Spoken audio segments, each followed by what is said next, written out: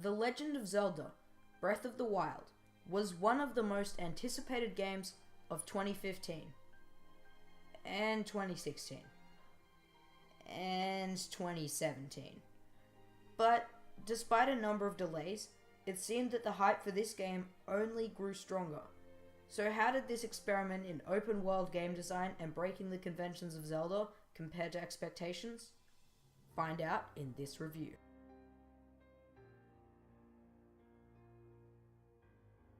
At the beginning of the game, you are given the Sheikah Slate, a mystical object which contains a number of actions, including runes, which are this game's equivalent of items, for you to utilize throughout the game. After receiving the basic runes for the slate in the beginning and obtaining the paraglider, you are sent off into the world to explore. This gives a great sense of non-linear freedom to progress as you please. You obtain other additions to your arsenal across the duration of the game, but they are not required to beat said game. Instead, they improve your ease of traversal and combat. While on the topic of combat, the system of using and obtaining weapons and shields in this game is completely different from past Zelda experiences. You find a very wide variety of bows, melee weapons, and shields across the world, which can be obtained through various means. The stats of weapons are easy to understand, and it is fun to mix and match different combinations. Yet, this freedom carries a curse.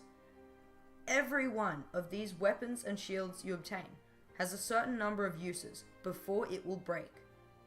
Permanently. Although it seems daunting at first, this system is actually beneficial to your gameplay experience, as it forces you to think in the moment and try weapons that you might otherwise shy away from.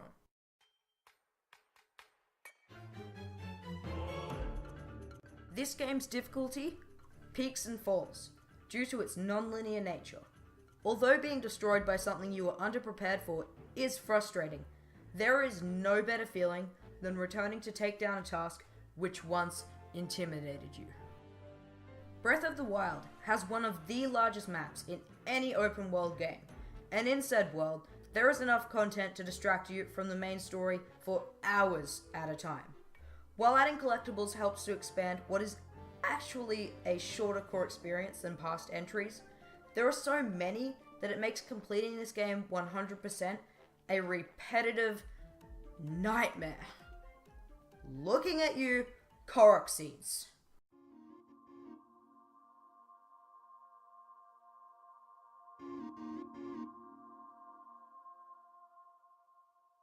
One of the biggest changes in Breath of the Wild is the shift away from traditional dungeons to a large quantity of bite-sized dungeon experiences known as shrines.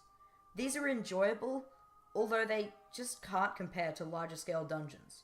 But never fear, as the game still has a handful of more traditional dungeons, although they are few in number. The art style here feels like a reimagined take on that of Skyward Sword, ditching the watercolors in favor of Wind Waker-esque cel-shaded graphics. In many ways, this is the most beautiful Zelda game to date, although certain aspects of the world, such as mountain faces, still appear jagged with somewhat muddy textures. The soundtrack is generally ambient to capture the mood of traversing the expansive and often serene world, but can change swiftly to amp up the tension. Unfortunately, it mostly lacks the same bold and adventurous scores that generally make Zelda music so beloved.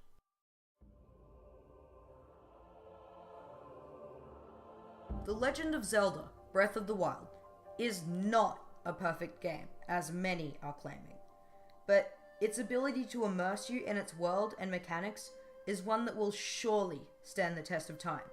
If you enjoy Zelda, or even just open world games in general, then drop everything and go play this game.